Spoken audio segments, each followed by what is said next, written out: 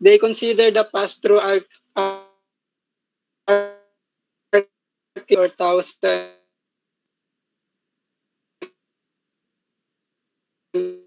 They consider what makes up our biological bodies and genetics as well as our bones, diet, and healthy.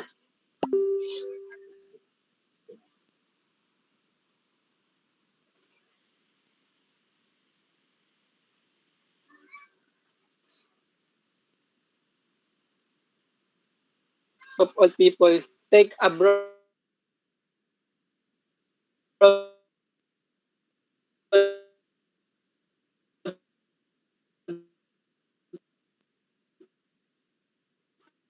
approach humans experiences siya perspective of all people. Ang example ng holism is Japanese tea ceremony. Japanese tea ceremonial preparation or presentation of matcha.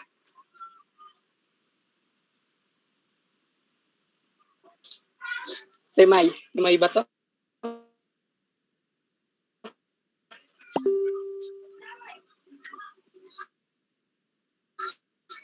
Anthropology study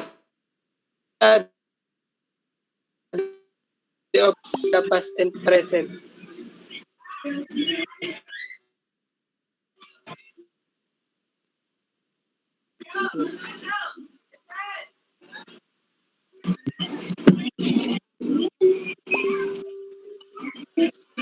Anthropology comes from the Greek word anthropos for the man or human and logos for study.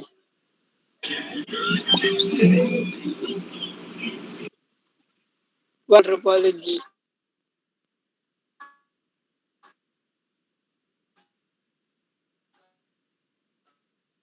to deepen our understanding of understand human development.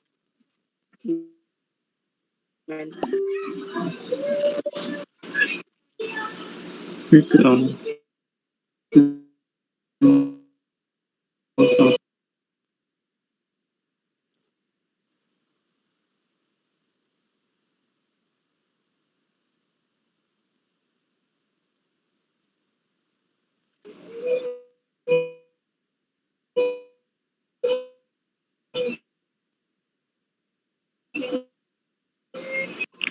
Future environments are in landscapes in the cities,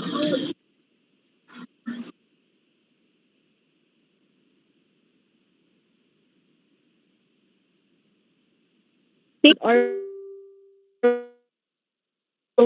water.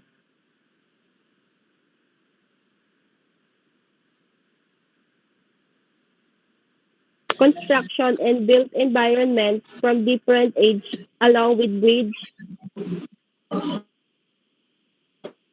read pa. System symbol. Culture is based on a shared set human communication and must be taught. Akalis natin ko doon. According to sociologists, symbols make up one of the five key elements of culture. The other key elements are language, values, beliefs, and norms. Example niyan yung mga sign, yung sa nakikita natin sa kalsada, yan yung example niya sa symbol, system symbol. Next slide. Ano to? Social organization. How people in community interrelate, cooperate, and provide mutual support. Family is the most important unit in refers to the network of relationships in a group and how they interconnect. The social organization of a group is influenced by culture and other factors. Within the social organization of a group of people, leaders are individuals who have followers and constituency are simply a group of people whom they can influence. A community builder needs to know who the leaders are in a group in order to get support for his community building work. Next slide.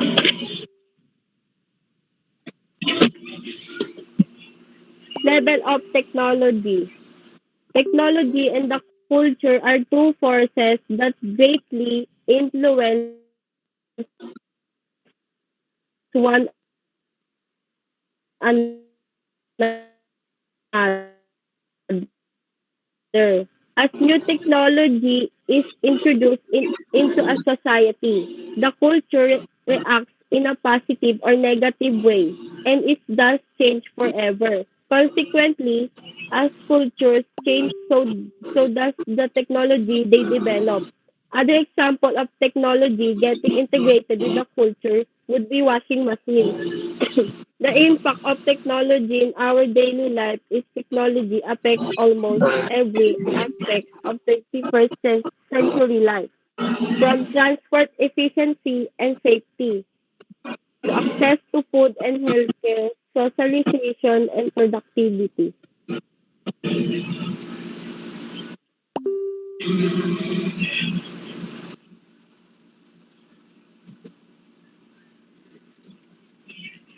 Bernardino de Sahagdon is considered to be the founder of modern anthropology. Next slide.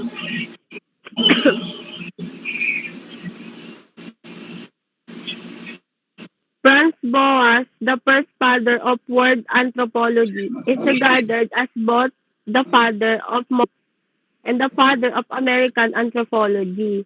He was the first to apply the scientific method to anthropology and emphasizing a research first method of generating.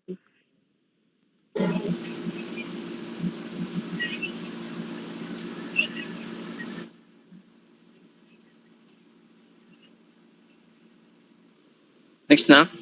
Next na.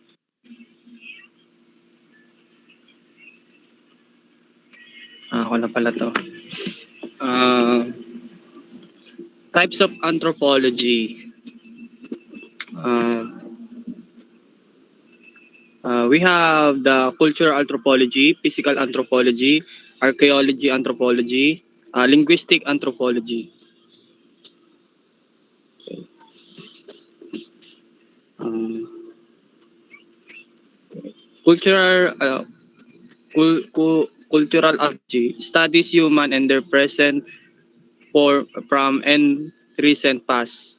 Uh, People that are generally considered to be tradition of that people and are transmitted from the person to person. Culture is all the human learn from the moment of birth and most of their action during the course of lifetime. Um, Aside of a background, tinatawag din silang study and living people and contrast to social anthropology. At include dito yung smaller subculture like nung mga breast cancer survivor. What is studied? Social, political, and economic anthropology of the group. The culture aspect looks at belief, practice, and values of different groups. Ano sila? Okay. Physical anthropology. The evolution of our species. Fossil and skeletal evidence of thus knowledge of biology, paleontology, and zoology are very important to their studies. Studies that physical development of human species through biological evolution, genetics, inheritance, human adaptivity, and variation, primatology, and the fossil record of the human evolution. May include din natin dito yung uh, oteo, osteo, osteology. Ito yung the study of the skeleton. Then paleopathology, the study of disease and trauma. in ancient skeletons. Bioarchaeology, the studies human remains and their archaeological. Then forensic anthropology, more well known as ano tawag doon?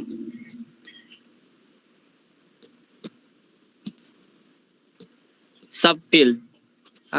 Forensic anthropology subfield, the study of human remains that involves applying skeletal analysis and techniques in archaeology to solving criminal cases. Then, ano ulit yan? Paleoanthropology, the studies of human evolution. Then, molecular anthropology, uses genetics to study ancient and modern populations. Okay, nutritional anthropologies, the studies that relationship between food and nutrition. Human biology, the studies of human variation and adaptation. And lastly, primatology, the study of non-human primates like apes, monkey, and prosimians.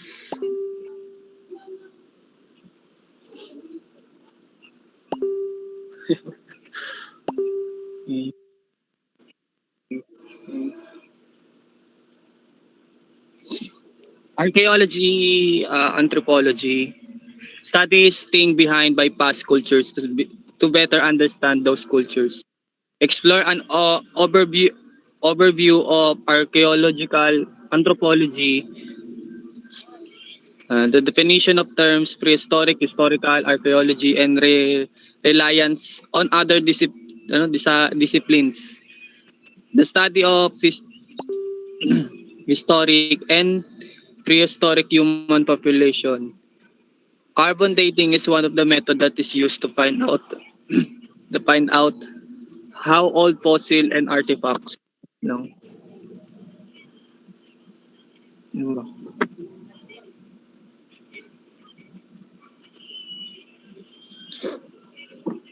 Artipolo, anthropology ay sinasabi na sa atin about sa technology used in the past by analyzing tools people have left behind. Ayan. Ano ito? Sino naman ito?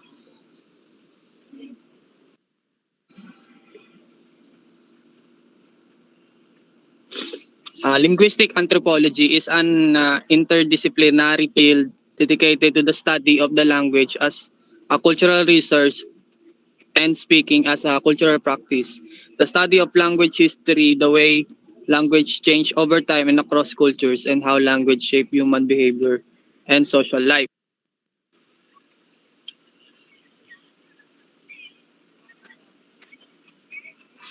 Linguistic anthropology ay nagpo-focus sa language and its importance to understand human history, culture, and biology. At isa pa dito, nag-share ng maraming overlaps interests with linguistic in general. Ito ay kung paano ang language ay natutunan at paano ito nagbabago. Ayan. Samples.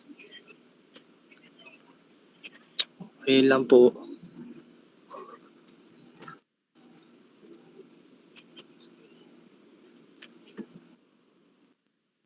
Dahil na kayo? Walang naiwan sa inyong reporter? Wala po ma'am. 3 lang po kami. Very good. Okay. So, may question kayo sa kanila, class? Wala naman. Okay. May Wala question. May question. Or kung sino man ang may gustong sumagot. What is the relation? Okay, sige. Sige na, Ano po may yung question. yung sa yung osteology? Sige na, ano po yung sa yung osteology?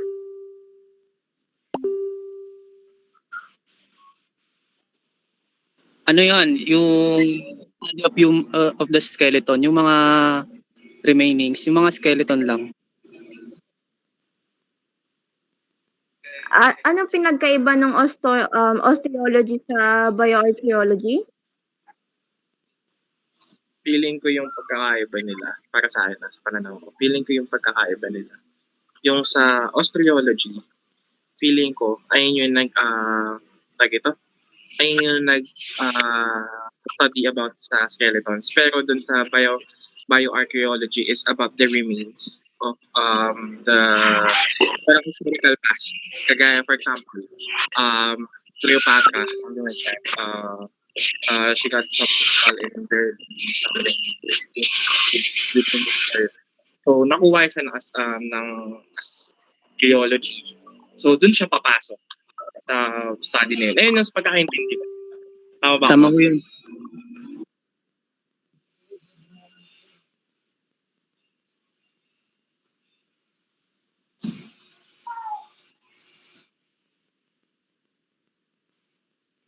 Nasagot ba yung tanong mo, Nak? Opo. Opo. Thank you. May question pa?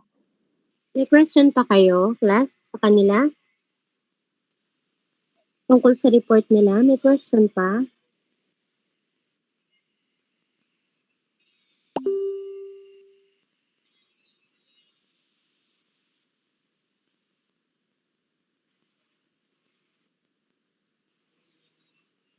Okay.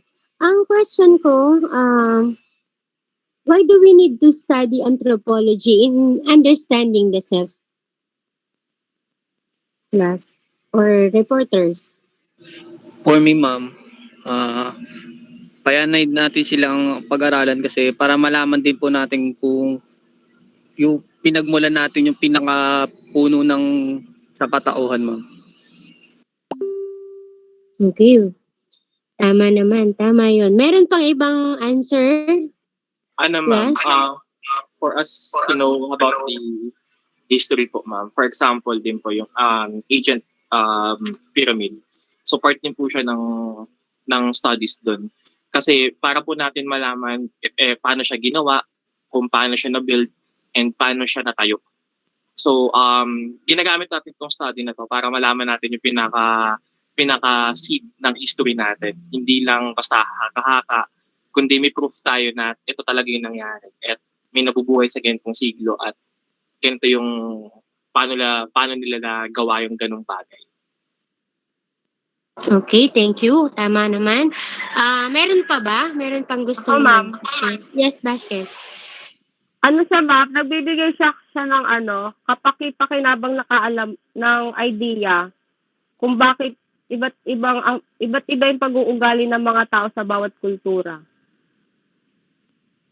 Okay, so kasi meron ding touch ng culture yung anthropology. Okay, meron pa? Ako, Ma'am Ocampo. Okay, yes. Ma'am, kailangan natin pag-aralan yung anthropology kasi ito yung nagko-connect sa past, present, and future.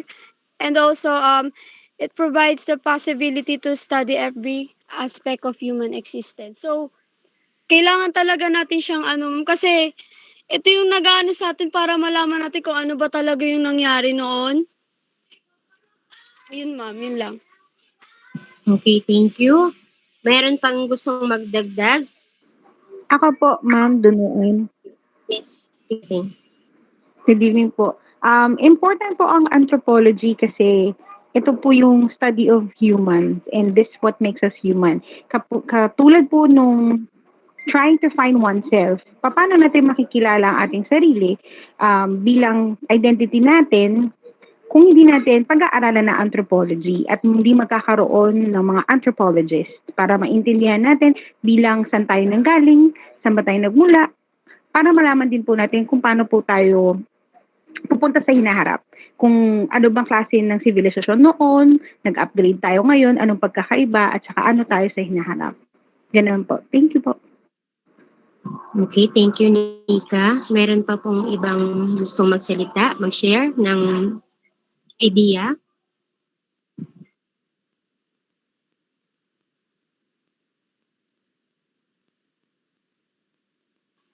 So, lahat naman ng sinabi nila, tama naman yun. At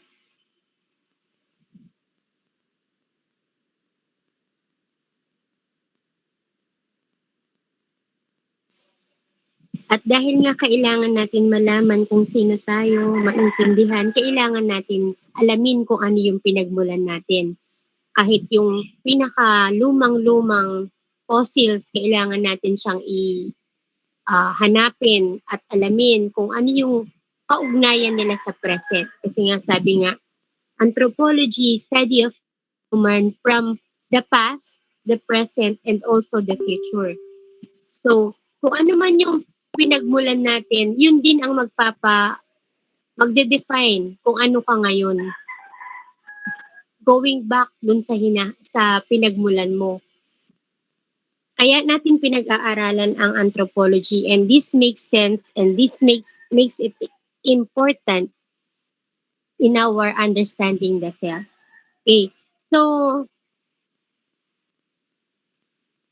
may tanong pa kayo sa lesson natin ngayon, sa topic natin? Naintindihan naman yung anthropology. Last. So, Yes po, Meron ma'am. naman. Yes, ma'am. Thank you, researchers. Thank you sa effort. Thank you sa ni-research nyo. Kahit ganito. Lahat tayo nagkakaproblema actually sa internet. Kanina ako nagle-lesson din ako kanina nung first subject ko, 2:30 yon. Nawawala rin ang connection ko. Siguro yung sobrang dami kasi nang gumagamit. Ayan. So, ano naman yan? Naiintindihan naman natin yan. Ang ayoko lang kasi yung ngayon mo lang sasabihin na may problema kayong magre-report. Kasi syempre nakaano na tayo naka-schedule na tayo. Dapat nung tinatanong ko yung may problema, dapat sinabi na agad na kunwari may pasok, may work ka, hindi ka makaka-attend. So para na-focus natin, ano ba yung pwede nating gawin? Ano ba yung pwedeng solusyon na pwede nating ibigay? Kasi nga, sabi ko nga sa inyo, napaka-importante nitong report nyo. 60% ng grade nyo to sa finals, itong report performance task kasi. So, ayun, kaya gusto ko bago pa lang na gagawa na natin ng solusyon kasi anytime pwede tayong sabihan or magbigay ng memo sa amin na midterm na, so wala pa tayong natatapos. Dun sa isang klase ko, nasa 6 topic naka-6 na topics na kami. Kayo alam pa lang, 3 pa lang. So talagang kailangan natin maghabol. Kaya ako medyo naano kanina, nairita kasi yun nga, parang ine-expect ko, nag-expect talaga ako sa inyo na matatapos tayo ng 3 topics ngayon. Sabi nyo nga yung psychology, 3 lang kayo. Pero supposedly, tatlong reporters kaya yung psychology. Kung tutuusin, madali lang yan. Kasi meron naman kayong guide kung ano yung kailangan nyo lang i-topic Hindi naman natin kailangan tapusin ng isang psychology subject ng isang araw, diba? Or ng isang oras. So, ang inaano lang natin dito kung ano yung related sa subject natin or dun sa course natin na understanding the self. Okay? So, kung may problema kayo, dapat sabihan nyo agad ako para ma-resolvehan agad natin. Okay? So, pasensya na, medyo nainis talaga ako kanina at naano ako talaga. Sorry. So, wala na tayong gagawin sa antro? Wala kayong quiz? Wala kayong activity? meron po, ma'am. Tipid na lang po, ma'am. Okay. So, pwede na tayong mag-move on sa psychology topic? Yes po. Okay. So, 3 pa lang din kayo. Wala na yung 3 talaga. Hindi na nakapasok? Ha? May recorded file po si Ashare. Okay. Sige. At least ma'am. okay Ma'am, naman 5 po. yun. At least pagka ganun, nagagawa ng solusyon, di ba? Kasi marami namang pwedeng gawin, i-resolve ba? Hindi yung sasabihin na na ito problema, wala nang ginawang solusyon. Hindi yun dapat sa atin, lalo na sa inyo na nasa tertiary level na kailangan mabilis yung utak nyo na magdesisyon, gumawa ng paraan, maging creative, maging resourceful, maging responsible. Yun yung inaasahan namin sa estudyante ng TCU, ha? So, sige, simulan natin yung topic nyo, psychology.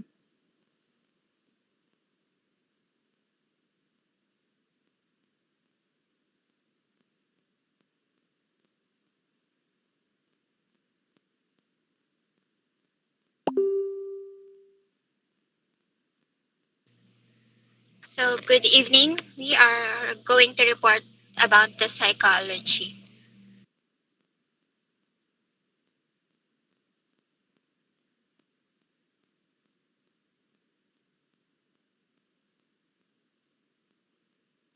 Psychology. It comes from the Greek word psych, which means soul, life, or mind, and logia, which means the study of. Psychology means literally means the study of soul, but now it's changed to the study of mind. It is the scientific study of behavior and mental processes. It mainly studies who and what are we, why we act in a particular manner, and what is our potential as an individual. A professional practitioner or researcher involved in this discipline is called a psychologist. They develop theories of human functioning, often develop new approaches to current knowledge. Psychology, this is the study where this is the study of the human's mental capacity and behavior. And yun po, next. Covert, overt, and covert behavior. Psychology can be defined as the as the scientific study of behavior and mental processes. Process. There are kind of behavior, the overt and covert behavior. Overt behavior are those which is visible to other. In other words, they are the seen behavior. Examples are Example of this are the way we talk, walk, dress, and eat, and so on. These are the actions we see and observe in an individual group around us.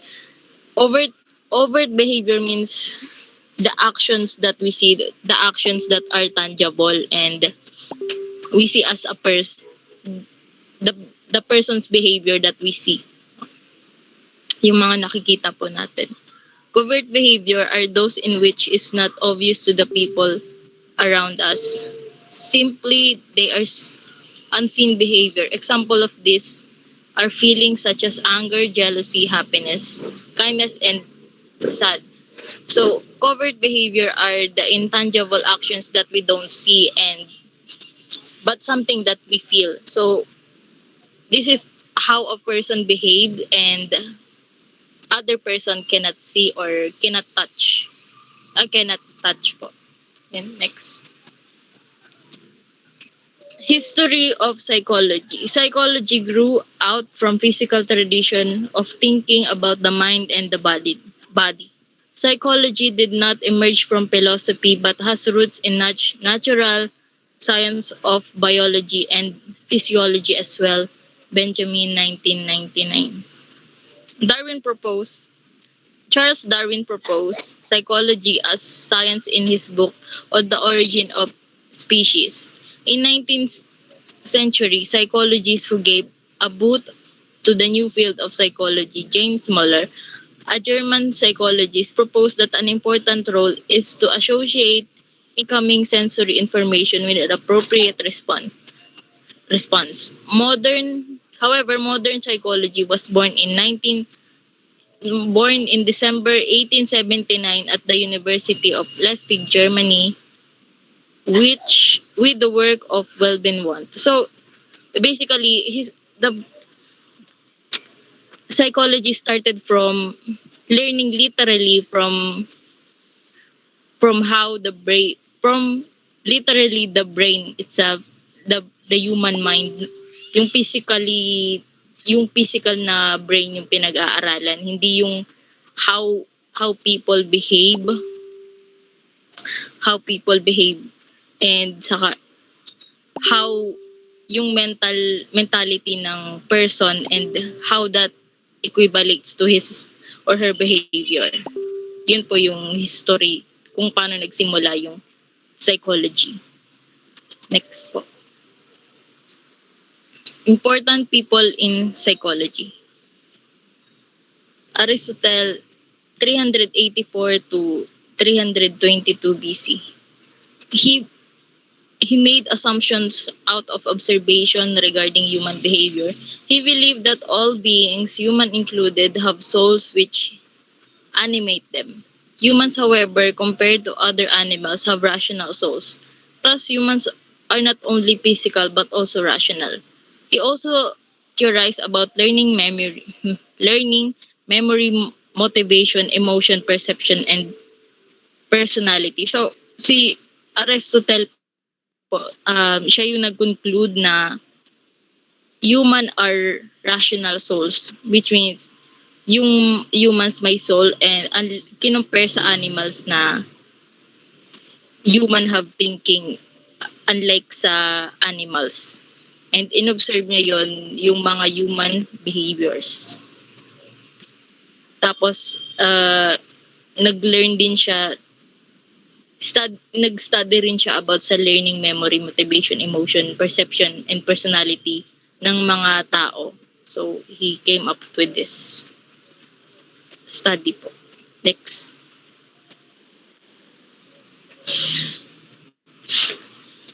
René Descartes, 1596 to 1650. He supported the view that humans enter the world with an inborn store of knowledge. He argued that some ideas, such as God, the self, perfection, and infinity, are innate. He also notable for his conception of the body as a machine that can be studied. So, si René Descartes po, he said na may mga nung pinanganak tayo, meron na tayong knowledge, so, such as God, the self, perfection, and infinity. So, parang yun yung pinaka first knowledge natin na hindi tayo just blank slate nung pinanganak tayo. Yun po, next. John Locke, 1632 to 1704. He is the leading philosopher of British empiricism. He rejected the theory that man has innate ideas. He believed that at birth the human mind is tabula rasa or a blank slate, or which experience writes knowledge. So, nireject po ni John Locke yung idea ni René Descartes, which is blank slate daw ang mga tao, wala pa nung pinanganak sila, wala silang alam, or parang by the time they age, doon na sila makaka-acquire ng knowledge. Yun po. Next.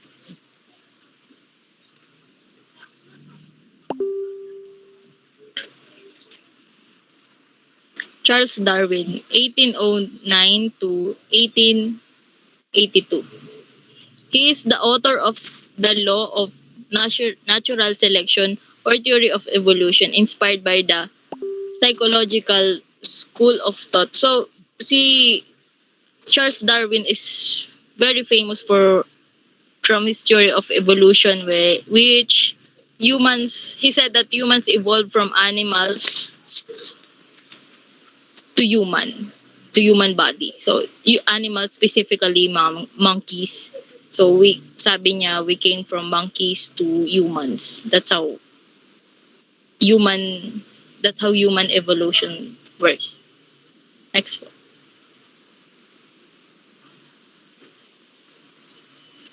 Francis Galton, 1822 to 1911. He was concerned with the study of individual differences. He was considered as the father of mental test. Dito naman po nag-start na yung specific na study about sa mental, yung individual differences ng mga tao, which di-discuss mamaya. Next po. Wilhelm Wundt, considered as the father of modern psychology, he established the first experimental laboratory for the study of psychology in Leipzig, Germany, 1879. He created a machine that measured the time lag people's hearing a ball hit the platform and their pressing a telegraph key. One has seek the measure the atom of mind, the fastest and the simplest mental block. So dito naman po kay Wilhelm Wundt, naging very na siya, dito na nag-start yung modern psychology, which may mga calculation na in people's behavior, and nag-use na siya ng mga devices to measure the mental processes and mental capacity of a human person. Next po. G. Stanley Hall, a student of Wundt, who established that many consider as the first American psychology laboratory at Johns Hopkins in 1883. So, studied. He also studied what William Wundt studied po. So, parang parehas lang, naging mas more specific na sila, scientific in psychology. Next po. Hermann Ebbinghaus, a German who reported the first experiments on memory, 1885. This starts na nung, this is where memories also calculated, naging, pati memories ng mga tao, naging, naging calculation and experiment.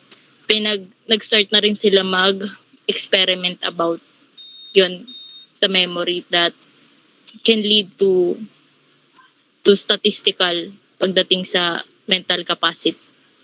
Next po. The next topic would be self as a cognitive construction. Here we're going to define what is self.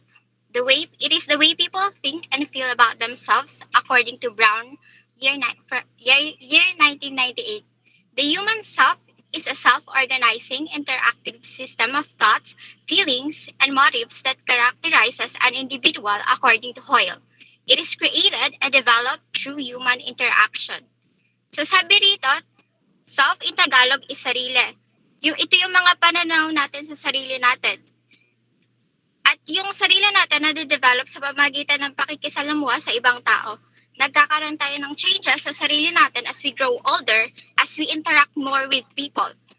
Other components similar to self are identity and self-concept. Identity is binubuo ng traits, characteristics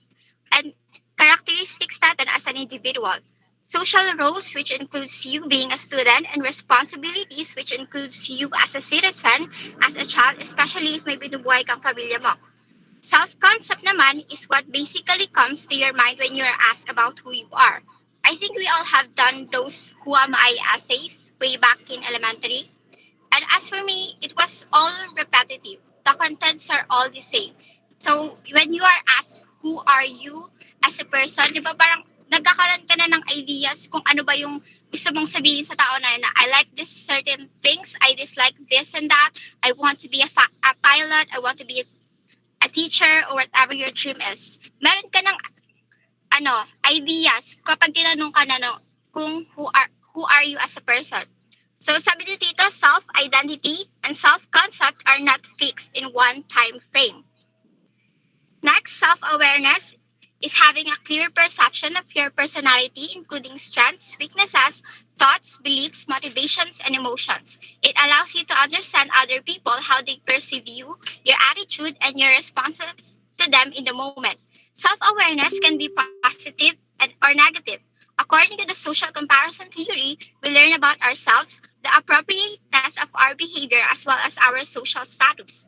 Self-awareness is being aware of your personality traits, your attitude towards other people, and also to yourself. It is said here that self-awareness can be positive or negative. It becomes positive when self-awareness turns to self-esteem. It's like saying, yes, I have flaws, and what about it? Right? It's those kind of mindset that you love yourself just how you are. You don't care about what other people will think because you're confident about yourself. It becomes negative naman when it turns to narcissism.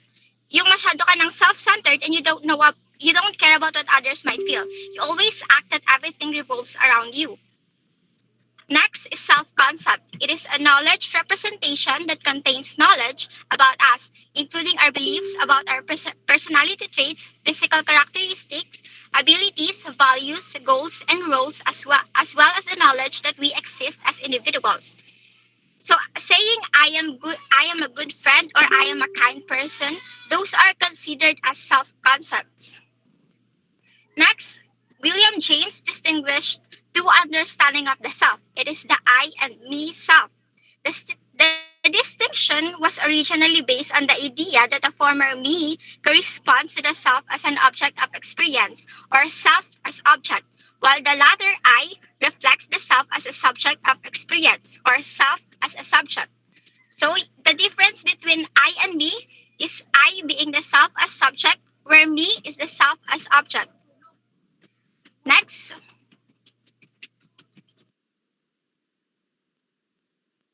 Next is the three components of the empirical self or me. William James used the term the empirical self to refer to all the various ways people answer the question, who am I? The empirical self of each of us is all that he is tempted to call by the name of me. But it is clear that between what a man calls me and what he simply calls mine, the line is difficult to draw.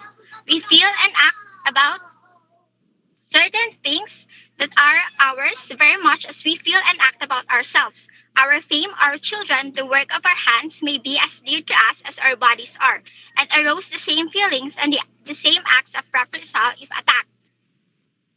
So sinasabi dito, yung reaction natin sa sarili natin and kung ano ba yung mga pagmamayari natin is almost the same.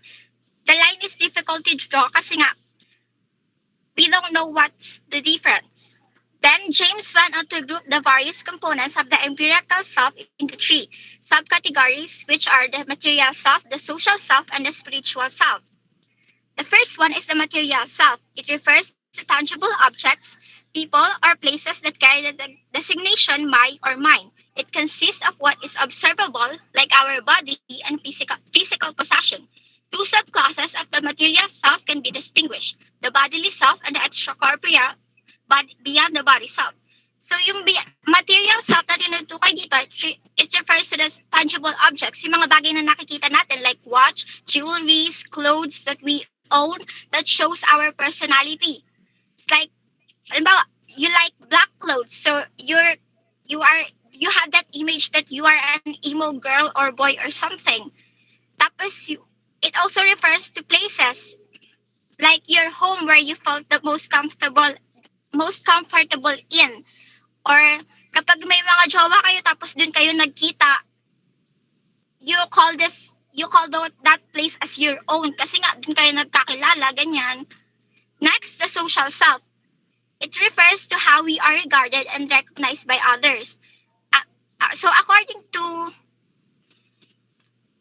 William James, on one of his books on page 294, a man has as many social selves as there are individuals who recognize him and carry an image of him in their mind. But as the individuals who carry the images fall naturally into classes, we may practically say that he has as many different social selves as there are distinct groups of persons about whose opinion he cares. So, sinasabi dito, ako as a person, marami akong personality depende sa pagkakakilala sa akin ng isang tao. Diba? For that person, I am mean. For that person, I am kind. For that person, I am smart or something. Nagkakaroon ka ng iba't ibang version ng sarili mo base sa pagkakakilala sa'yo ng ibang tao. Next, the spiritual self. It is our inner self or our psychological self. Your internal perception of who you are. It is comprised of our self-perceived abilities, attitudes, emotions, interests, values, motives, opinions, traits, and wishes. Many aspects of the spiritual self are evaluative. People think of themselves as attractive or unattractive, intelligent or intelligent, honest or dishonest. So ito yung mga emotions natin, like from that na spiritual. Emotions, attitudes, interests, mga hobbies, ganon.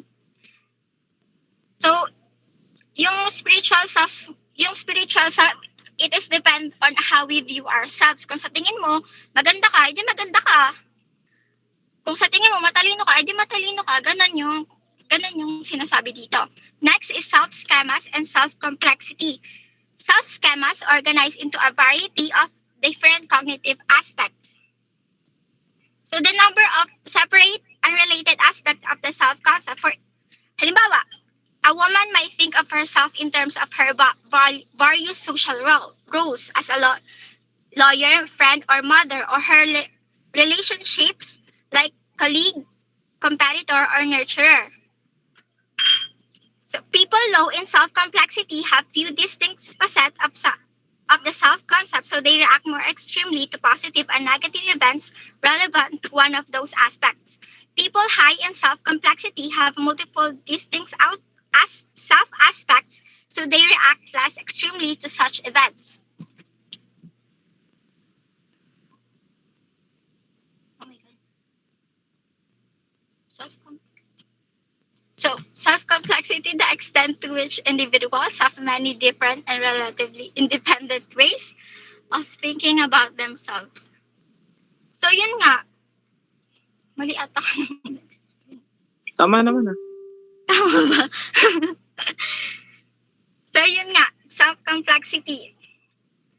Nagkakaroon ka ng multiple distinct self-aspects. So,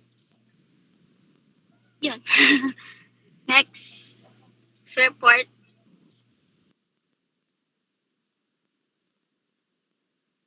Hello. Global and differentiated models. Next po. Rinig ba ako? Hello. Opo. Ay, Okay po. Global model self refers to the general value that a person places on himself. The awareness of good possessed by the self and refers to the overall appraisal of one's worth or value as a person. Halter 2006. It refers the self as multiple cognitive structure and it's integrated into one single view of the self. General evaluation of feelings about ourselves. So this is where the person themselves views within their environment. They view themselves equal and common to the society. This view isn't biased but humble. So sa model self is where ang tingin mo sa sarili mo is within the society. You generalize yourself. You're not an individual, but you're within the society. So yung tingin mo sa sarili mo within, not as an individual. Hindi bias yung tingin mo sa sarili mo. Ganun po. Hindi ka unique or different. You're humble to the society. Next po.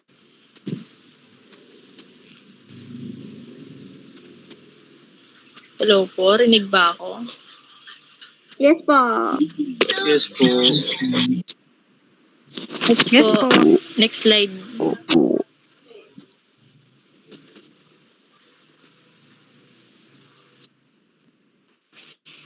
Hello, Mitch. Nandiyan ka ba? Next slide po.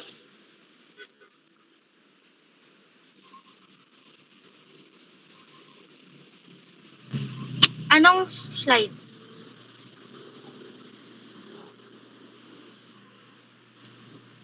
Anong part na tayo ate? Differentiation of self refers to your ability to separate your own feelings and thoughts from others.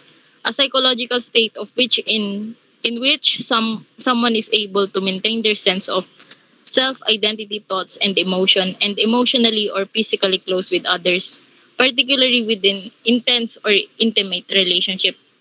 So differentiation of self is where a person has an individual view and evaluation of themselves.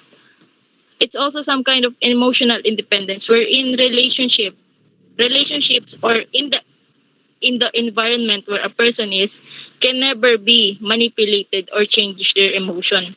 The person in which themselves with the person which views themselves as particular and unique amongst the global perspective. So, ito naman, papasok yung unique yung sarili mo within the global perspective. So, may sarili kang view sa sarili mo and you're different from one another, from other people, from the society. And you view yourself uniquely. Okay, next po. Ay, dagdag ko lang din dun sa differentiation na may emotional independence ka means na kahit yung intimate or intense na relationship never yun mababago yung emotion mo kahit may intense and intimate relationships ka. Yan po. Next is James Murray Bowen, an American professor and psychiatrist specialist in family and systematic therapy. Bowen highlights two important abilities of differentiation of self. The first ability is to separate one's feelings from thoughts. So, nasisep itong ability na to is the person can control and understand the difference of their thoughts and feelings. Nadi-differentiate niya yung feelings siya from thoughts na bubukod niya yun. Naintindihan niya na ito yung thoughts niya, ito yung iniisip niya, and ito yung nafe-feel niya. Ganun po. And the second ability, the ability to maintain one's feeling and thoughts in the presence and pressure of close in the present. Oops. Okay. Second ability, the ability to maintain, okay, nagbalik. The ability to maintain one's feeling and thoughts in the presence and pressure, okay, nagbalik ulit. What happened, Mitch? Ayan. Akala ko kasi The ability mo to maintain, second ability to maintain one's feeling and thoughts in the presence and pressure of close in the presence and the pressure of close in the presence and of intimate relationship. So, dito naman sa pangalawang ability, within the pressure and presence of intimate relationship, the person can self-contain their emotion amidst their thoughts. Kasi they can contain po and manipulate their feelings from their thoughts. So nakakapag-communicate sila effectively kasi hindi nagiging feelings lang yung sinasabi nila, and also na-share nila yung kailangan, which is yung thoughts. Example is fight between parent or child. Kapag yung child is merong mostly feelings yung na-share niya sa kanyang magulang, umiiyak siya ganun habang nag-aaway, and hindi siya makapag-isip ng maayos since feelings lang yung nailalabas niya. So itong ability na to is kaya niyang i-share yung thoughts niya lang kahit may pressure, na-share niya pa rin kahit umiiyak siya. Ganun po yung ability ng second ability from Bowen. So, Bowen support the conception that anxiety and stress can disrupt the quality of one's relationship. Yun nga po, anxiety and stress can lead relationships to difficult situations.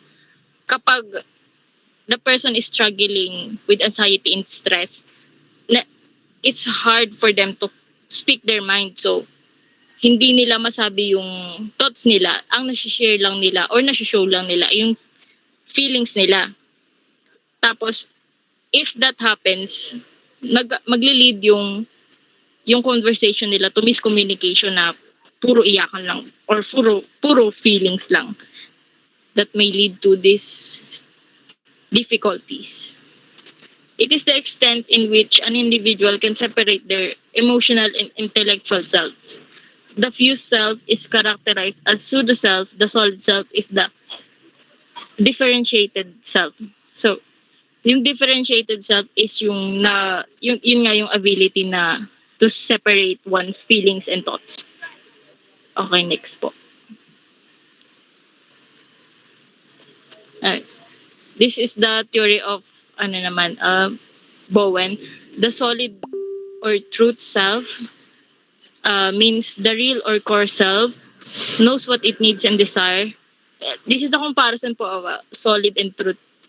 Solid and pseudo self po knows what has beliefs, opinions, conviction, and life principles that can be formed and chosen independently. Ang pseudo self naman is false or different self. It is a product of emotional pressure, reacts to those around it, relies on external sources. So, ang solid self po yung beliefs ng isang tao, yung kung ano yung siya, kung ano yung nararamdaman niya, yung needs and desires niya nandun sa solid self niya, and yung pseudo self, yung yun namang independent na self na nagdedepende siya dun sa mga tao around niya, dun sa society around niya. So, yun yung nagiging result kung ano yung magiging emotions niya.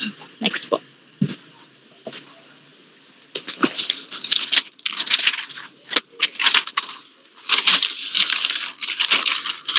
Next po, next po. And this is, oops, yung pong graph muna. Balik Mitch. Ayan. So, yung ano na, yung next. Yan. As you can see in the center, na yan yung solid self-beliefs based on information and experience. Beliefs that are not negotiable in a relationship. Ito yung sarili mo, hindi na-affect ito yung pinaka-solid and yung totoo, which the main core of the self, which is considered as true, and how the person views themselves. Ito na yung views them. Ito na yung pinaka-view nila, and hindi siya nagre-rely or hindi siya dependent dun sa mga sinasabi ng tao and how they feel. So, dito naman sa outer part, self is where how other people view. Beliefs rooted in emotion, beliefs that change from relationship pressure, beliefs borrowed from others. So, yan na yung galing sa labas, yung hindi na sa sarili mo, yung how other people affect yourself. So, yun na sa pseudo self siya papasok yung mga pinapaniwalaan mo. So, nasa labas yung anxiety. According to Bowen, anxiety and stress can affect the pseudo self. So, papasok yung anxiety sa pseudo self if pag pag pumasok yung pseudo self yung anxiety sa pseudo self, it can affect the relationships of other people, relationships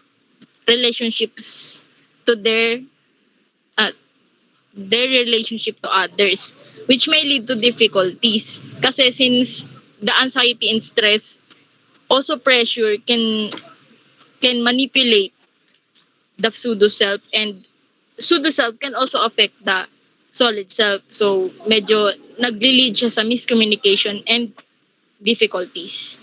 Yun lang po. Next.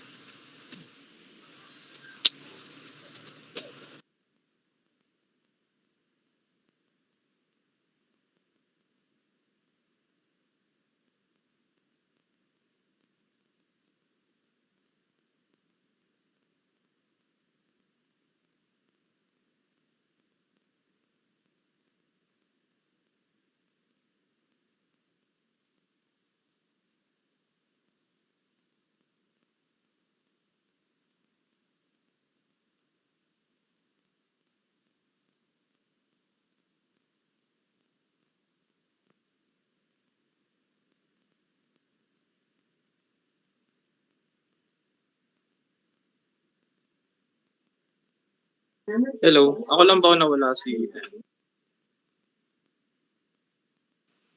Hello.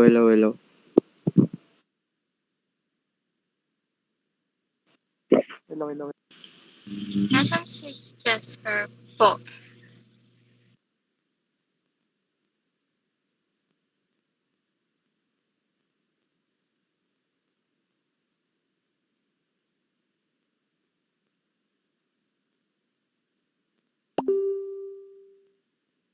Wait lang po ah.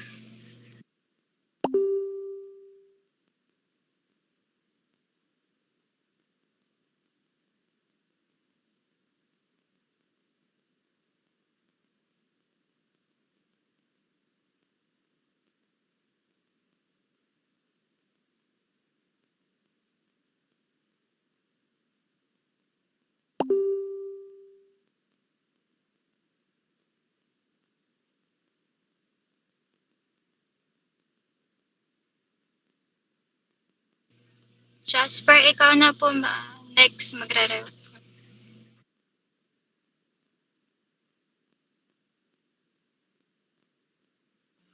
Jasper.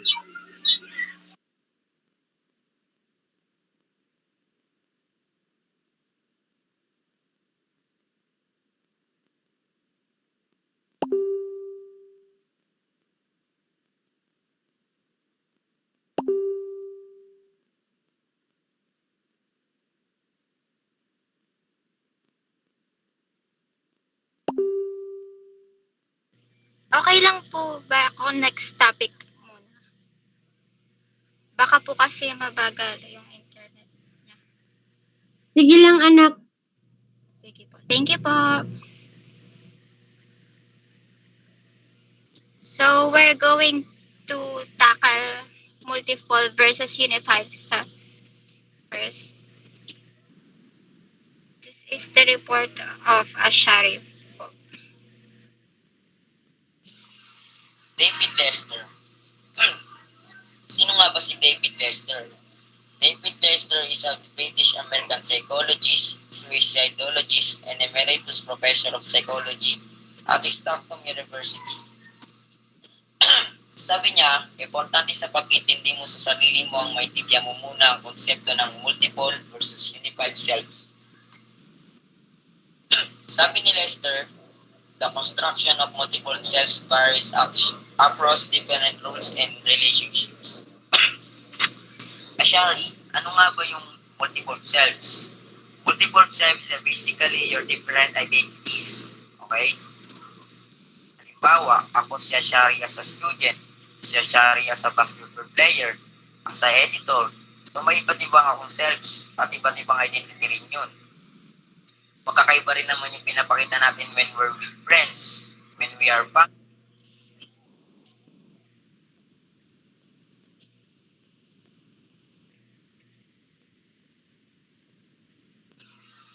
David Lester University, friends, when we are family. Okay? So ganon, tayong estudyante, andito tayo sa adolescent stage. At sa stage na to, pumapasok yung identity crisis. Ano ba yung gusto mo talaga? At sino ka ba talaga? At yun ang nagiging problema. Kasi tinatry mo palang i-build yung sarili mo, yung concept of themselves mo, pero dahil ang dami mong sarili, ang hirap niyang buuin. Coping with different selves constitute of formidable task among adolescents. Kasi minsan, kailangan mo mag-prioritize. We are family. Ibang akong selves at iba't ibang identity rin yun. Magkakaiba rin naman yung pinapakita natin when we're with friends, when we are family. Okay?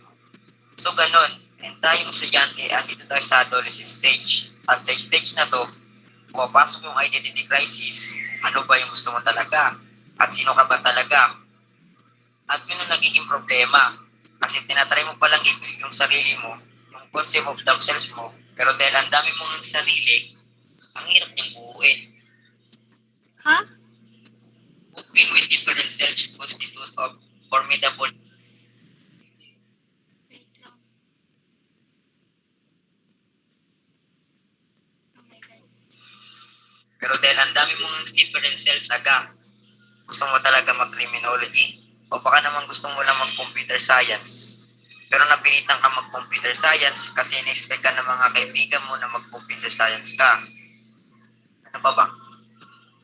Gusto mo ba talaga mag-basketball? O baka naman gusto mo lang talaga yung volleyball? Andun kayo sa time that you're trying to identify kung sino ka ba talaga. This challenge contributes heavily to the young person's struggle for a unified selves. At the end of the day, ang end goal natin is for you have unified selves for you identify kung sino ka ba talaga. Yun lang po. Thank you.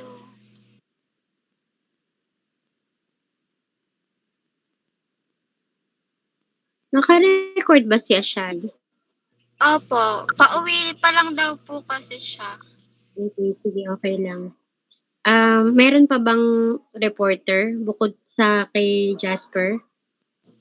Meron pa po, dalawa pa po. Okay, sige. Kaya nang ituloy?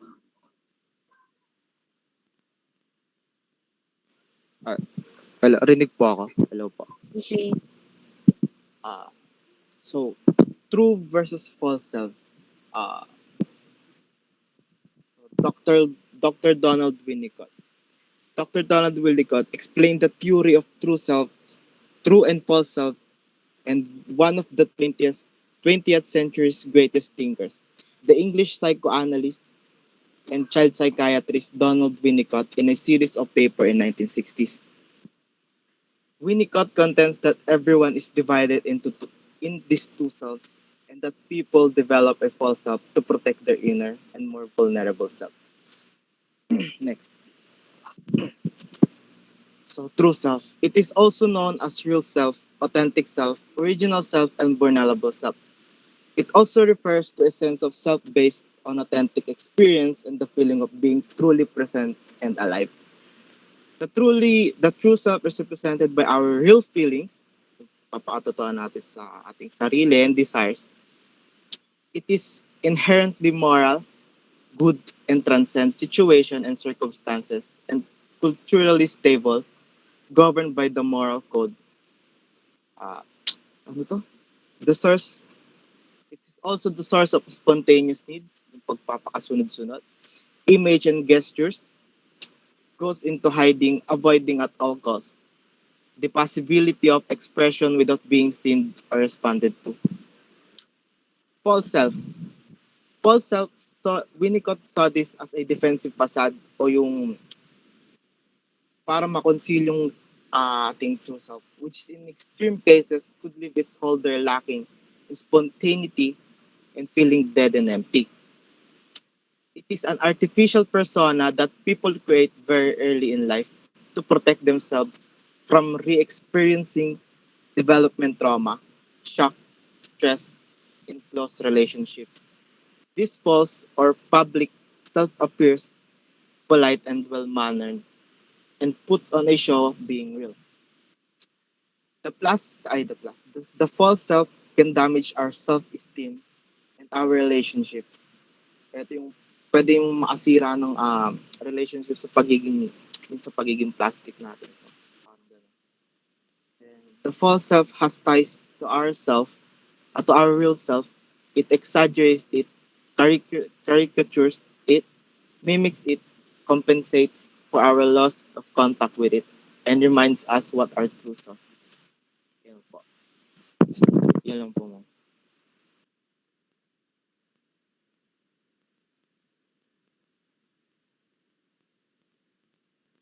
Good afternoon po. Good evening po. Real and ideal self-concepts po. According kay Carl Rogers, early humanistic American psychologist, after receiving his PhD, Rogers spent a number of years working in academia, holding positions at Ohio State University, the University of Chicago, and University of Wisconsin. Mas kilala din siya sa mga gawa niyang client-centered therapy, 1951, on becoming a person, 1961, and a way of being, 1980. According kay Rogers, ang personality ng tao ay nagko-compose ng dalawa, which is yung ideal and realistic self. Next po. So, ideal self.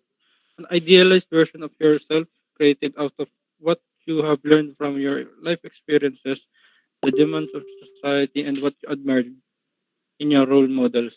What we admire in others, what we think is in our best interest. So, ideal self, ito yung nakikita natin sa iba na gusto natin sana ganun din tayo. For example, yung kung may magaling na singer, so pinapangarap mo na ganun ka din kagaling. So, next. Sa real self naman po, ito yung who actually you are. It is how we think, how we feel, look, and act. The real self can be seen by others, but because we have no way of truly knowing how others view us, the real self is our self-image. Yung real self po, ano lang po yan, yung kung ano ka or yung ito yung tingin mo sa sarili mo. Next. So, self-esteem refers to the extent to which we like, accept, or approve of ourselves or how much we value ourselves. Involves a degree of evaluation, and we may have either a positive or negative view of ourselves. So, in negative and positive view, ito yung high self-esteem tsaka low self-esteem. Sa, hindi, eh, sa high self-esteem po, ito yung pag yung real self mo tsaka ideal self mo is parang magkapantay po. Parang nagiging optimistic ka, tapos confident ka sa ability mo. Pag low self-esteem naman po, dito magiging parang pessimistic ka, hindi ka masyadong confident sa ability mo. Tapos parang iniisip mo din yung iniisip ng iba na parang nagwo-worry ka, ganun po. Ayun lang po.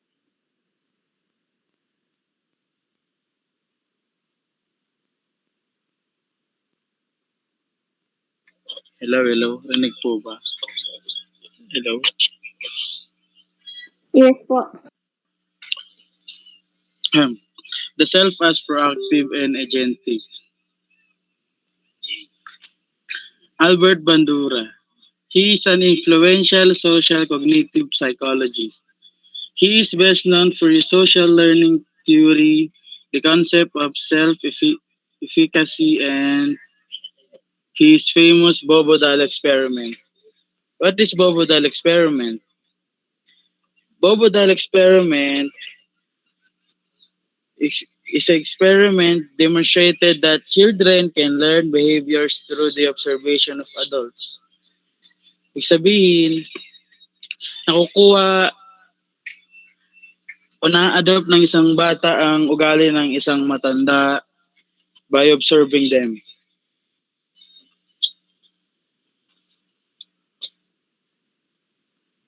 Yun lang. Next. Agentic self. The agentic self is defined as the aspect of human personality that is determined by future assessments of one goals, objectives, and actions.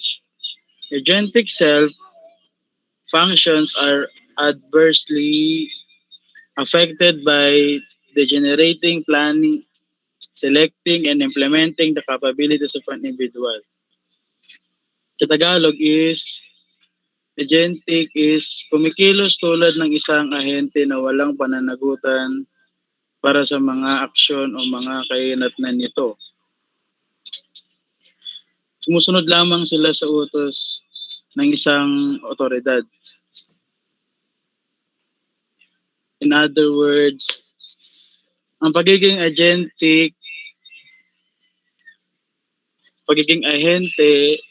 sa sarili ay dumidepende ka sa ibang tao.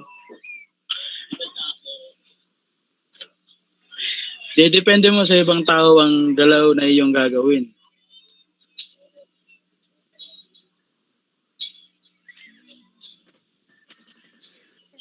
Hello.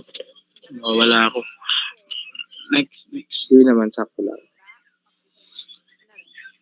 Advantage of being an agentic person.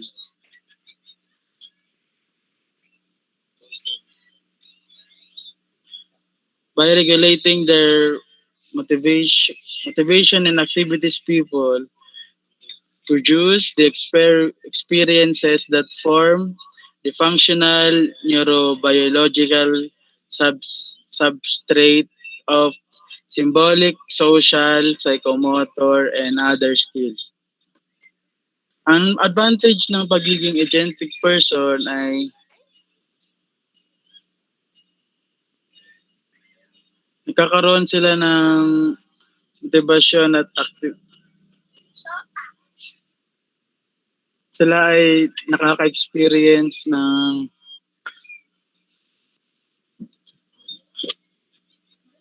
sa pamamagitan ng pagsasaayos ng kanilang motibasyon at mga aktibidad.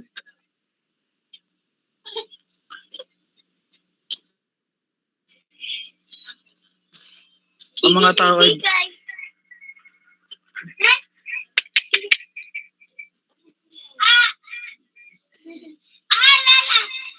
Uy!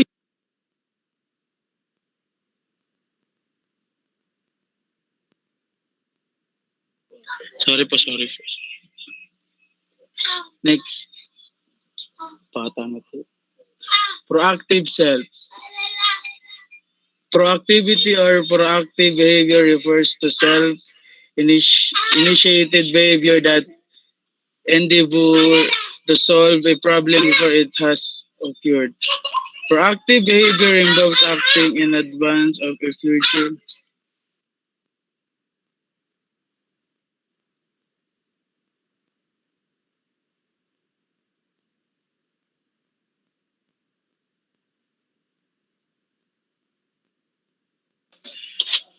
Proactive behavior involves acting in advance of a future situation rather than reacting. In Tagalog is pagiging maagap. Ang pagiging maagap ay tumutukoy sa pag-ugali ng sinimulan ng sarili na nagsisikap na lutasin ang isang problema bago ito mangyari. Kumbaga, concern siya sa future niya, future life niya. Ang aktibong pag-ugali ay nasasangkot ng pagkilos ng maaga at isang sitwasyon sa hinaharap sa halip na tumugon. Sa halip na mareklamo sa mangyayari sa future niya is ginagawa niya ng paraan para maging maganda ito. Next.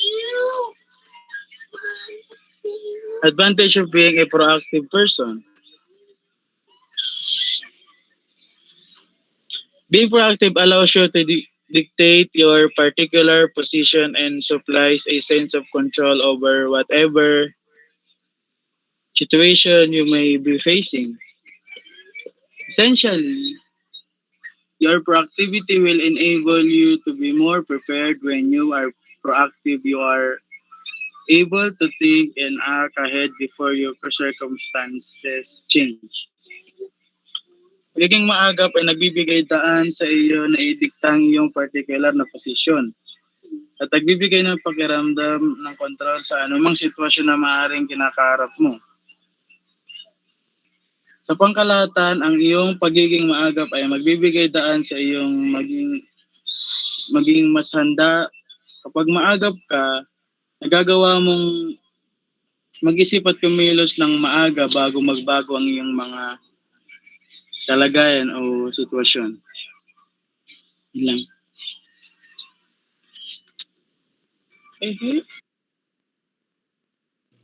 Yun lang po. Thank you.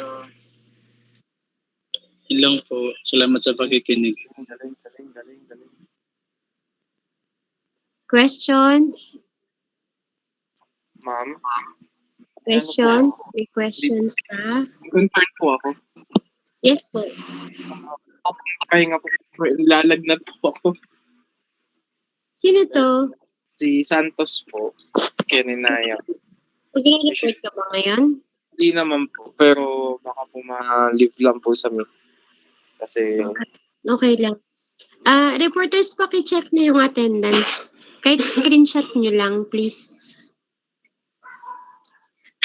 May pa-activity ba kayo? Psychology group? Quiz po. Yes. Okay. Yung Western Eastern thought ba? Ready ba?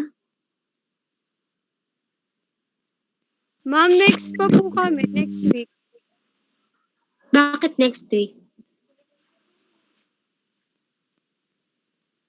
Taika, bakit next week? Di ba kayo susunod sa psychology? Ay, ngayon po pala kami, ma'am. Mm-mm. Kala ko next week pa. Hindi ba kayo ready? Kaya na, ma'am. Kaya naman po. Okay. Tayo, take a break. Tapos balik tayo ng 7:45 or 10 minutes before 8 para may time pa kayo mag-prepare. Yung quiz Mamaya naman, papasok na kasi ako eh. Sa sige, mag-report ka trabaho. na ngayon. Sige. Yung quiz ng Kaya naman, psychology sabi mo kaya? siguro mga 5 minutes po. Siguro 7:40, ma'am. Kaya. Kaya May mo 7:40. ano ba? Magre-report 7:40 ka po na kami o mag-start. ano ba talaga? Ngayon na o mamaya? Konting oras. Konting oras. Mga 10 minutes. Sige, sige. Salamat po. 7:40? 7:40. 7:40, ma'am. Sige. Psychology group, meron kayong pa-quiz. Ngayon na ba yan or pwedeng later? Pwede, hanggang tomorrow po. Okay, sige. Google Meet, Google Form ba yan? Apo, naka-form Okay, po. sige, sige. Okay, so mag-ready na kayo, Laika, by 7:40. Pwede na tayo mag-start? Ma'am? Yes, Eman. Yes. Ano? Ma'am, yung the physical self, ma'am, aabutin po ba? Hindi na siguro, anak. Hanggang 3 lang tayo. Ay, sige po, salamat. Kasi next na po kami kanila, Laika po. Oo nga. Pang 3 na sila eh. Hanggang 3 lang tayo. Masyado tayong dadami na yung iisipin natin, no? Next meeting, yung 3. Physical hanggang dun sa letter C. Part 2. Okay? So, Laika, 7:40 start tayo. O yung iba, mag-break muna kayo.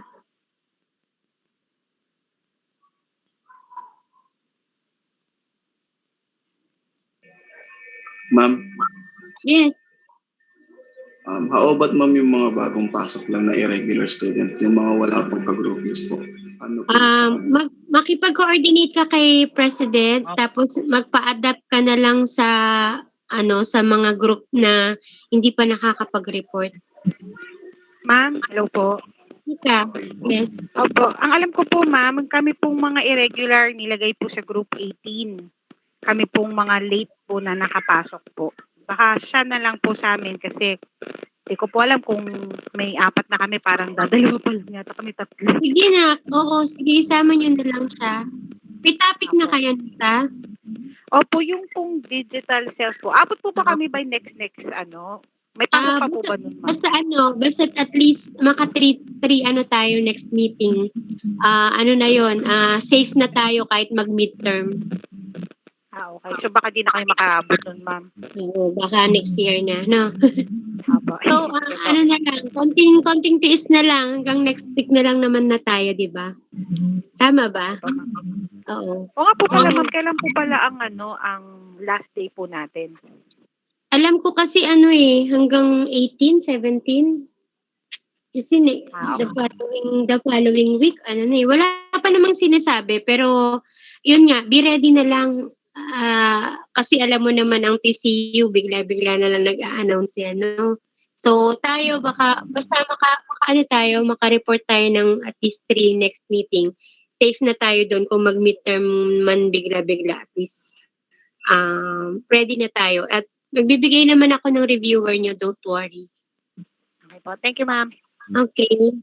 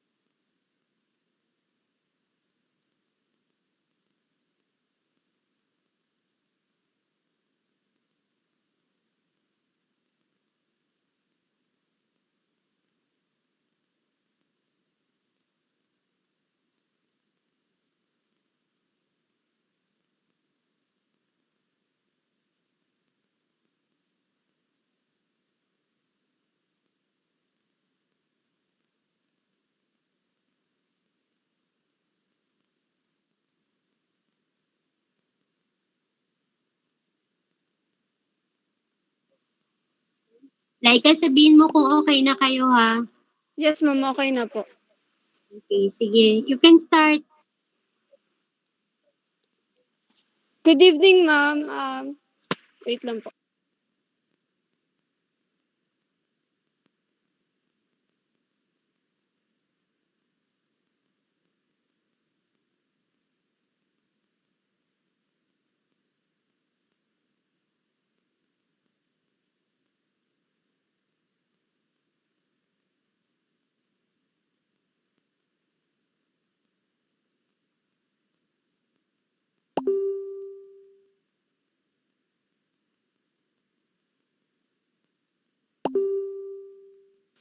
Ayun, ma'am. Okay na po. Start na po kami. So bago po kami magpapakilala po muna kami. Ako po si Laika Ocampo. Then yung magre-report po, guys, salita kayo. My name is Kenmiro B. Kapili. I-report ko po yung individualistic versus collective self. Ruel.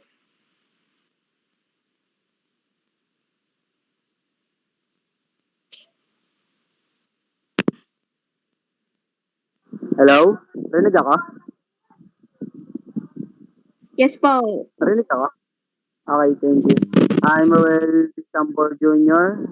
And i-report ko the self as embedded in relationship and through spiritual development in confusion thought. Thank you. So yun ma'am, kami po yung group 13. Ang i-report po namin ay the self in Western thought. So bago po kami mag-report, naganda po kami ng energizer. So kung sino man po yung gusto mag-participate, may cash prize to. Ano yan? Gcash po. Wait. So tatlo lang yung aanin ko. Pipiliin ko kasi na nakita ni sagot dito sa isa eh. So start na kami. Wait lang.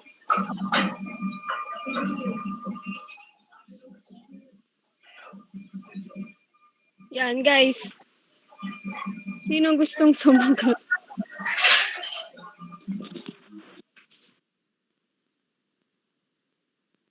Self. Self po. Putik self. Sino na una? Wait lang. Kalma lang. Ako po. Sino? Anong pangalan mo?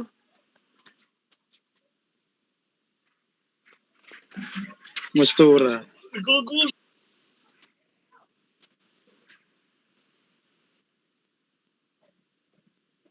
Sige, Mastura Tama yung sagot mo, Self. Next. Wait lang, wag mo na kayo sasagot Pipili na lang ako.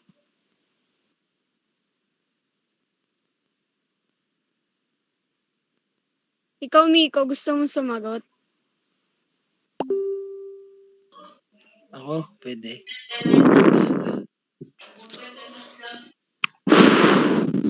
Clue. Clue. Ayaw ni Miko. Sige, si Louie na lang. Si Ilyas daw po. Mali.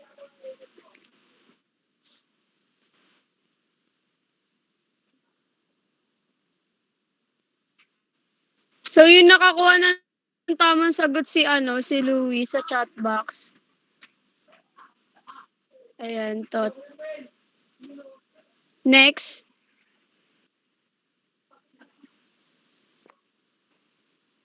Chat nyo na lang sa chat box.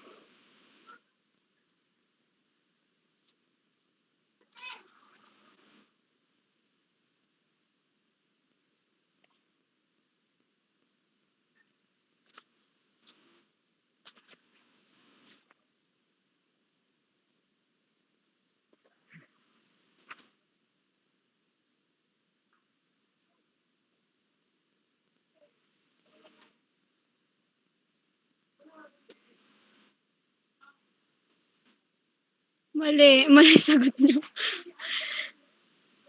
Puzzle, pencil, erasers, mali. Yun, may nakakuha na. Yun, sino to? Si Brian. Patoy. Tama.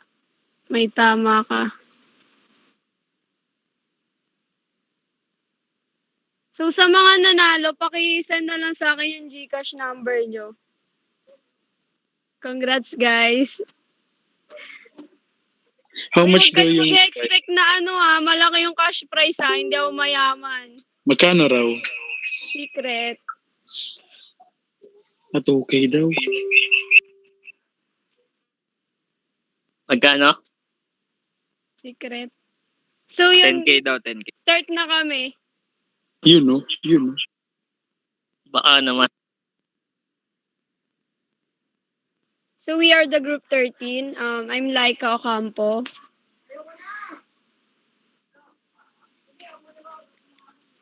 ito yung topic namin, the self in Western and Oriental or Eastern thought, the self from various perspective. So, ang unang magre-report si Jan Miro Kapili. Miro, pasok. So, good evening, everyone. So, as you can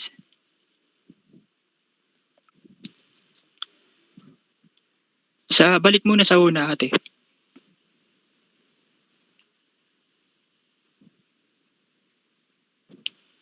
As you can see on our slide, we will discuss to you you will be able to differentiate the individualistic and collective self. You should also be explained the social construction of self in Western thought.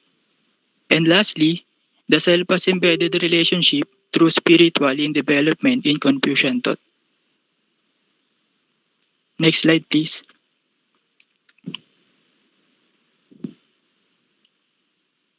So, good evening, everyone. Let us discuss the difference of individualistic and collective self. Before we go, before we start to compare the two, let us first know what is individualistic and collective self. Anyone from the class na pwede po magbigay ng idea nyo about yan?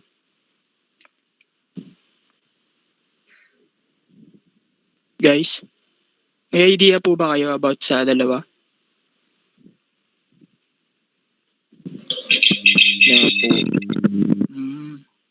So, when we say individualistic, it refers to prioritizing the pursuit of individual interests or rights rather than common or collective ones. While collective self, it is the practice or principle of giving a group priority over each individual in it. Next slide, please. So, as you can see on your screen, it's a comparison between individualistic and collective self. So, let's start first with the individualistic self. Number one, individualistic promotes individual goals, initiative, and achievement. For example po, merong student na hindi po siya dumedepend sa kanyang prof.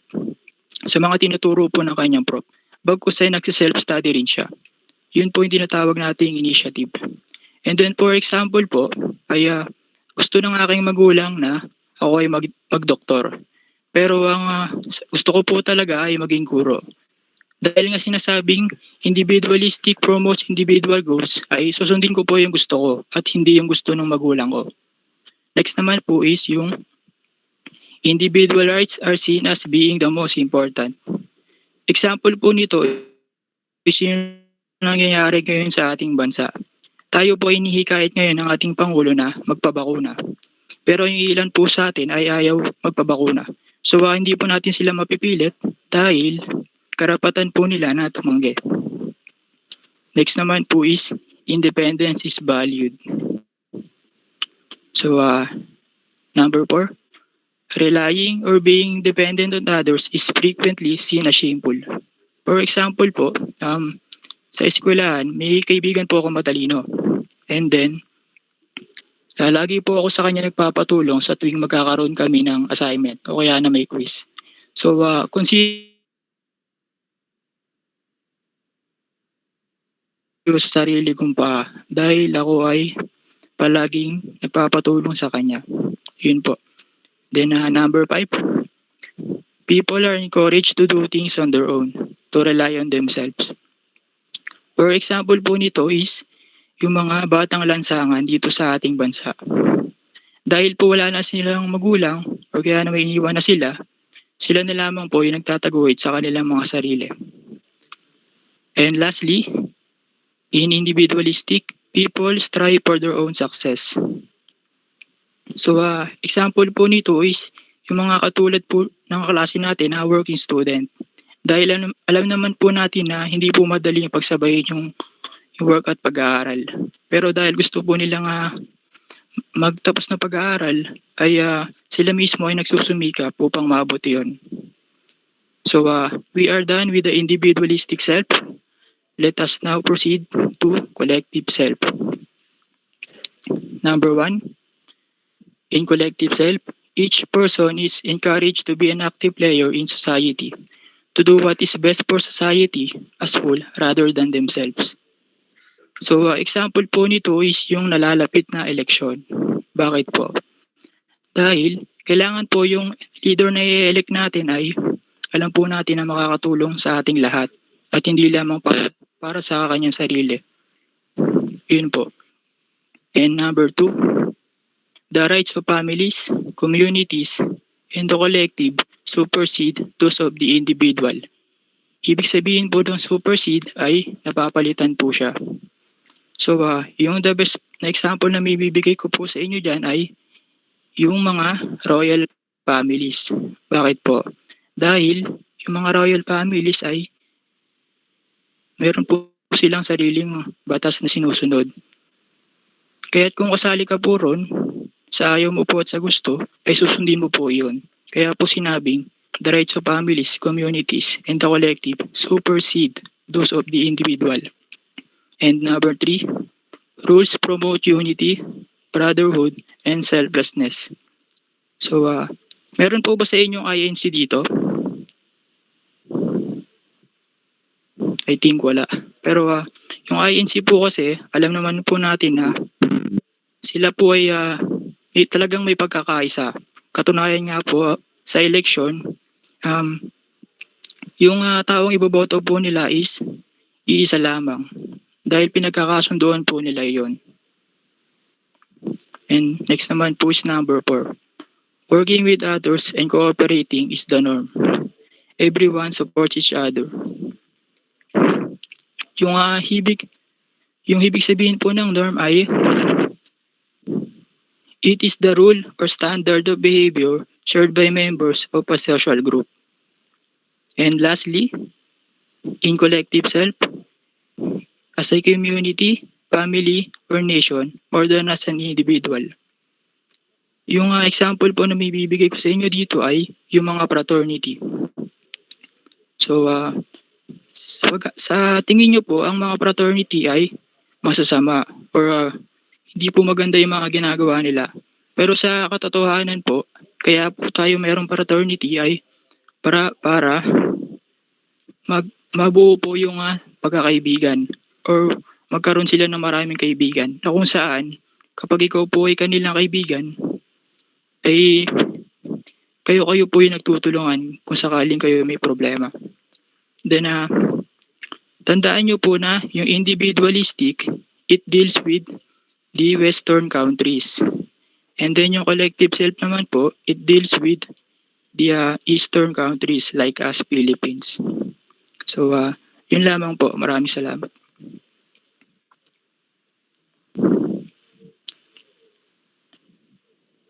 Next reporter, please. So yun, napakagaling naman po talaga ni Miro. Sana may matutunan tayo. So, ako na po yung next reporter. The social construction of self in Western thought. So guys, may idea ba kayo dito sa social construction of self?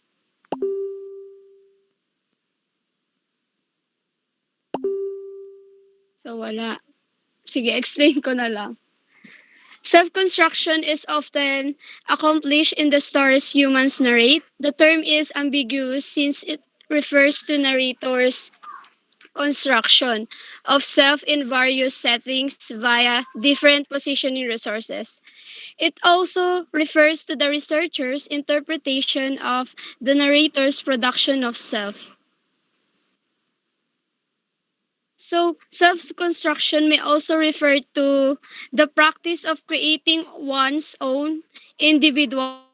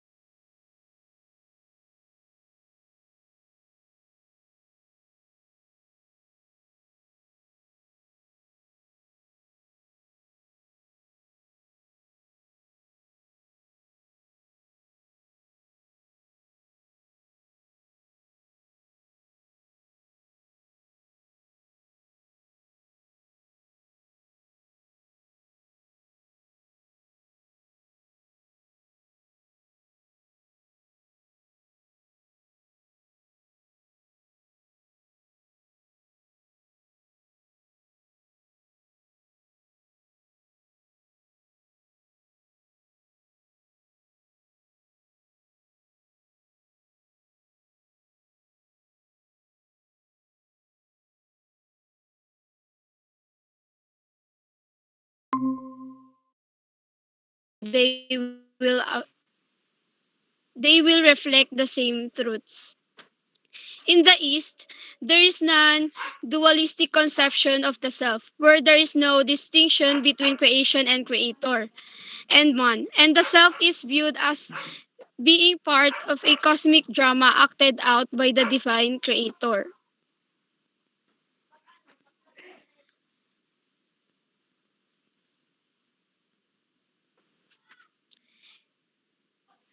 And next, the self is socially constructed. Social constructionism observes how the interaction of individuals with their society and the world around them gives meaning to otherwise worthless things and creates the reality of society. So, ang example niya is, yung pink, di ba? Pag sa atin, parang yung pink pambabae siya. Hindi naman like hindi naman talaga siya naka-indicate na yung babae I mean yung pink is for girls. So para sa atin lang parang naging ano na natin yun na ito yung pink para sa babae, then yung blue para sa boys.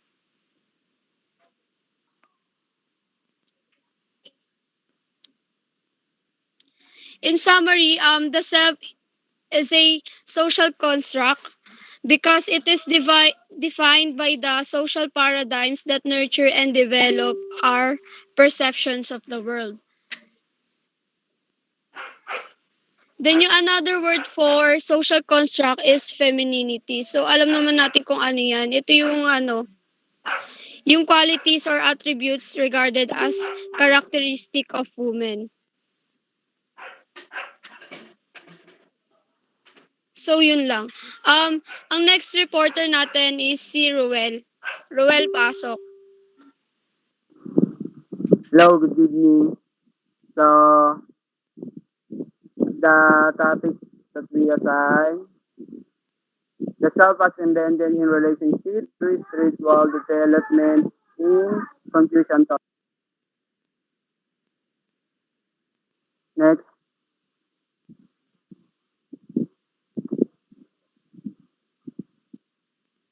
next please.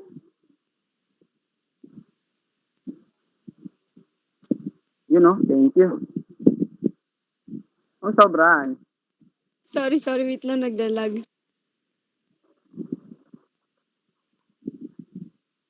Yan. Sige lang. Wait lang, Matapos gagawin, tayo. naglalag. Wait lang, kalma.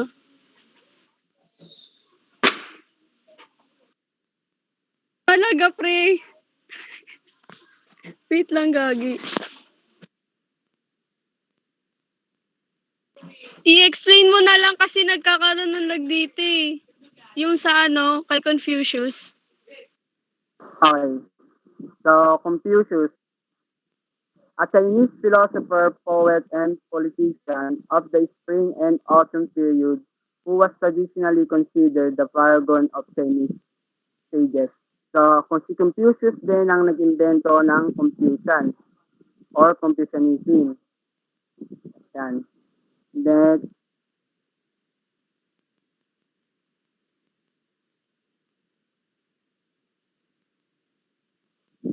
wait lang, balik mo muna.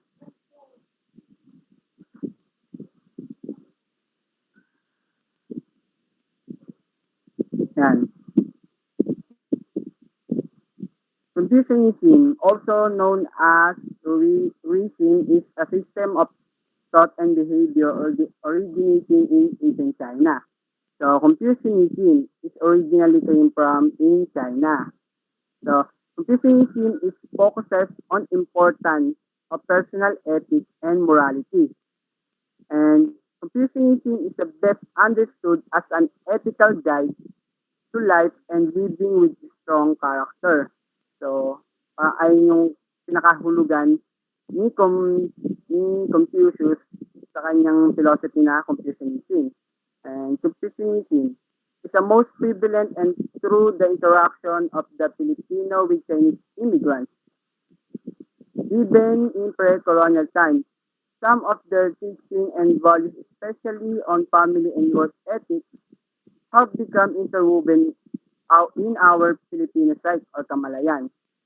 So, Confucianism is the most prevalent. Yun.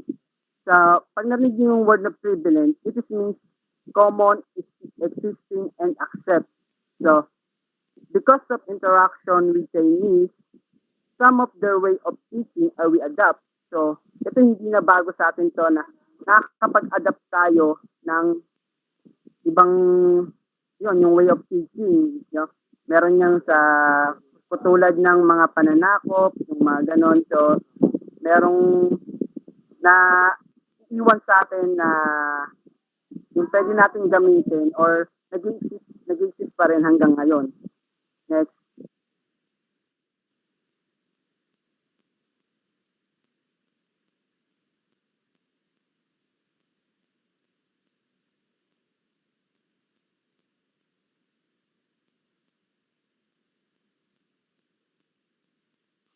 Confucianism is about philosophical way of life and spiritual religious system of belief. So, on this system of thought began in China in the second century BC during the Han Dynasty. So, Confucius systematically laid out the tenet of Chinese philosophy which emphasized correct behavior, obedience, and loyalty. So, isa rin yung sa loyalty sa pinaka-main, yung parang pinaka-kakahulugan ng Confucianism. So, ay yung kahulugan ni Confucius sa sa philosophy niya na Confucianism, the loyalty, yun, parang loyalty sa family, loyalty to your friend, loyalty to your country, etc. And Confucianism is the most prevalent, diba? Confucianism defines the self in terms of the 5 most important cardinal relationships that an individual has been. Individual has been. Yung number 1 is ruler-minister, between father and son, between husband and wife, between brother, and between friends. So, yung limang to, that 5 cardinal relationships are important because it is must be nurtured by adapting and demonstrating proper behavior which is composed of reciprocity, interdependence, and interrelated among individuals. So, ito yung yung limang to, ito yung malaking na itutulong sa atin sa di ba, yung dito tayo nakaka-adapt yung sa ating yung pagkatao natin, yung ugali, yung gano'n sa mga nakapalibot sa atin. Yung, especially nga yung limang to na in between to your family, in between to yung kapatid mo, yung kaibigan mo. So, yun lang po. Yun lang. Thank you. Good evening, everyone. I love you.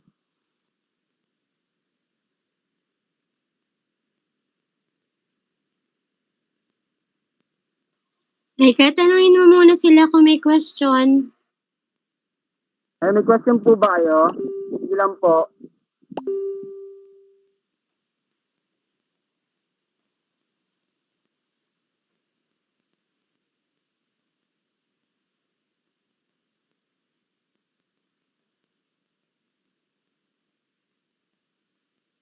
Guys, may tanong ba kayo?